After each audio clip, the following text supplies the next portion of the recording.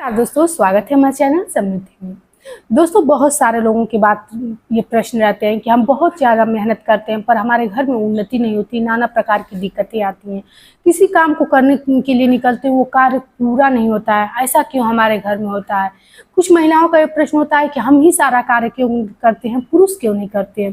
तो यहाँ सबसे पहले मैं एक चीज़ बता दूँ कि देखिए, पुरुष का भी कार्य है धन कमाना, और धन ही कमाना इस जीवन में सबसे मुश्किल है। और महिलाएं घर में अपना कार्य करती हैं, क्योंकि देखिए, जो लक्ष्मी होती हैं वो चंचला होती हैं, आज यहाँ है कल वहाँ होंगी, लेकिन उनको, ये जो घर की गृहिणी, उन्हीं को लक्ष्मी का रूप कहा गया है। उन्हीं को कुछ ये सब घर में कार्य करके और लक्ष्मी को रोकना रहता है, लक्ष्मी का स्थायी वास अपने घर में कराना रहता है। इसीलिए पुरुष जो धन घर में लाते हैं उसको महिलाएं ही अपने कर्मों द्वारा संचय करती हैं, घर में रखती हैं। इसलिए आप लोग ये बात मन में मत सोचा कीजिए कि हम ही लोग क्यों करते हैं, क्योंकि कहा जाता है ना, बिन घरनी घर भूत का डेरा।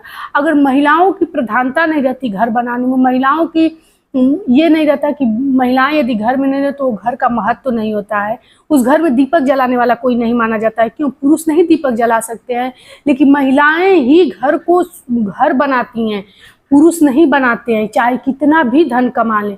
इसलिए आप लोग ये समझिए कि आप ही घर की लक्ष्मी हैं, और आप ही जो लक्ष्मी आती हैं एक हाथ से और दूसरे हाथ में चली जाती हैं, उनको संचय कर सकती हैं।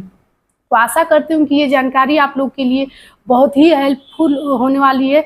इसलिए वीडियो को पूरा देखिएगा और एक लाइक अवश्य कर दीजिएगा, ताकि हमारे लिए बहुत ही हिम्मत देते हैं और आपके हर प्रश्नों की जानकारी देती हूँ और हर छोटे छोटे महत्वपूर्ण बातें बताती हूँ।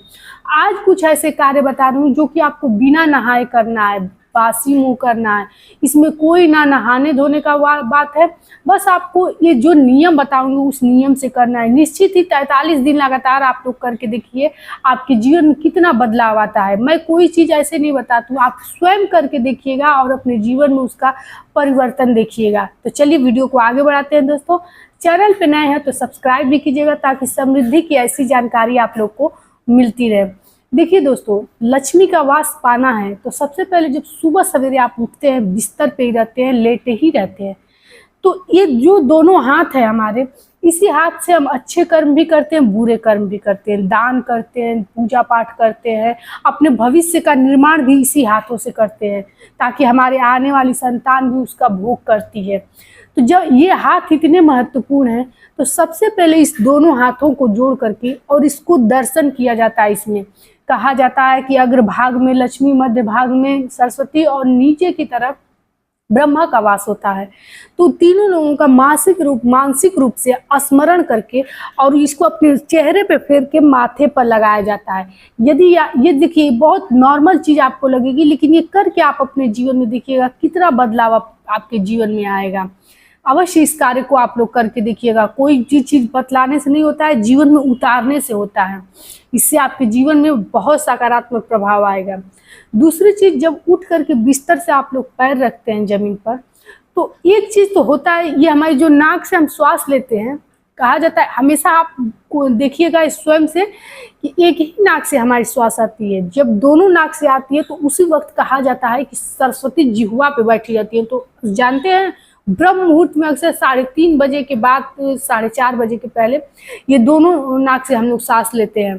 तो जब उसी वक्त सरस्वती, कहा जाता है ना कि ब्रह्म मुहूर्त में उठ के यदि कोई बात आदमी कर दे तो निश्चित ही वो सत्य होता है, क्योंकि सरस्वती कुछ क्षण के लिए उसी समय बैठती हैं, सरस्वती जिह्वा पर। तो यदि आप जिस नाक से सांस ले रहे हैं, आप एक बंद करके ऐसे देखिएगा, जिस नाक से आपकी सांस आ रही है, जा रही, वही पैर सबसे पहले पृथ्वी पर रखा जाता है। पृथ्वी माता का पैर स्पर्श करके ही अपने माथे से लगा करके अपना पैर रखना चाहिए, क्योंकि कहा जाता है कि धरती माता के गर्भ से ही तमाम चीज़ें निकलती हैं। जो भी अन्न निकल रहा है उनके गर्भ से निकल रहा है, और उसी से हम अपना पेट भर रहे हैं। तो उनको सबसे पहले प्रणाम करना चाहिए कि माता की कृपा है कि हमारा पेट भर रहा है। ये दोनों चीज़ें अवश्य आप लोग अपने जीवन में कीजिएगा। तीसरी चीज़, सबसे पहले महिलाओं को कहना चाहूँगी कि सुबह सूर्योदय से पूर्व उठने की कोशिश करें। बहुत सारी ऐसी महिलाएं होती हैं जो नहीं उठ पाती हैं। तो देखिए, एक आध दिन नहीं उठ सकती हैं तो कोई बात नहीं, लेकिन यदि निरंतर उठ करके अपने घर के सारी खिड़की दरवाजे खोल करके और अपने जो घर का मेन गेट है उस पर पानी छिड़क देंगी, तो निश्चित ही ये चीज़ें आपके जीवन में रामबाण साबित होंगी। करके देखिएगा, कितनी भी आपके जीवन में परेशानी होगी धन को लेकर के, वो चीज़ें समाप्त होने लगेंगी। आपके लिए नए नए अवसर आने लगेंगे, नए उन्नति का साधन होने लगेगा। इसलिए ये कार्य अवश्य कीजिएगा। मान लीजिए एक आध रोज आप लोग नहीं जग सकी तो कोई दिक्कत नहीं, लेकिन निरंतर ये कार्य मत कीजिएगा, क्योंकि सूर्य आपका इंतजार नहीं करेंगे कि आप दरवाजा खोलें और आपके घर में वो प्रकाश डालें। आपको सूर्य का इंतजार करना है, और छत पे जा करके जब सूर्य की लालिमा दिखे तो अवश्य प्रणाम कर लेना चाहिए अपने जीवन के उत्थान के लिए, क्योंकि जिनके जीवन में सूर्य का कृपा बरसता है वो राजा की तरह जीवन जीते हैं। समाज में मान सम्मान हो, सरकारी नौकरी हो, उन्नति हो घर की, ये सूर्य भगवान की कृपा के कारण ही होता है। सूर्य ग्रह आपके जीवन में शुभ रहेंगे तभी होगा। तो सुबह में जो लालिमा निकलती है वैसे तो उनको जल देना चाहिए, लेकिन मैं कोई ऐसी चीज़ नहीं बताती हूँ जिनसे आपके जीवन पे मतलब आप लोग दैनिक जीवन है जो गृहस्थ जीवन है उसको भी हम लोग को निभाना पड़ता है। पूजा पाठ से पहले वही हमारा जीवन महत्वपूर्ण है। तो आप लोग जाकर नमस्कार अवश्य कर लीजिए घर के छत से। मैं एक वीडियो में भी ये चीज़ बता चुकी हूँ कि यदि किसी मंदिर का गुंबद दिखे या शिवलिंग दिखे तो निश्चित ही अपने छत से आपको बालकनी से प्रणाम करना चाहिए। और मुख्य दरवाजे पर पानी सूर्योदय से पूर्व छिड़क लीजिए। नहीं अगर जग पाते हैं जिस दिन तो स्नान ध्यान करके तब अपने मुख्य दरवाजे पर जाकर साफ सफाई कीजिए। आप अपने मुख्य दरवाजों को कभी खाली मत रखिए दोस्तों, उस पर स्वास्तिक बनाइए हल्दी से या फिर से सिंदूर से, सरसों के तेल से, या फिर से अपने दोनों हाथों का छाप, जो मैं कहती हूँ हल्दी गंगा जल में लगा करके, और दोनों हाथों का छाप महिलाएं यदि दे दें तो उस घर में जरूर माता लक्ष्मी का वास होता है। माता लक्ष्मी मैं शुरू में ही बताई हूँ चंचला होती हैं, लेकिन उनको अपने कर्म द्वारा, वो भी आपके कर्म देखती हैं कि आपके कर्म कैसे हैं, तब जाके आपके घर में वास करती हैं। नहीं तो आज आपके यहाँ कल दूसरे के घर चली जाती हैं। तो अपने जीवन में अस्थायित्व बनाने के लिए ये सब छोटे छोटे कार्य महिलाओं को ही करने पड़ते हैं, क्योंकि उन्हीं के कर्म से वो रुकती भी हैं। दूसरी चीज, जैसे आप लोग का ये बहुत बड़ा प्रश्न रहता है कि हम कभी भी कहीं जाते हैं हमारा कार्य सफल नहीं होता है।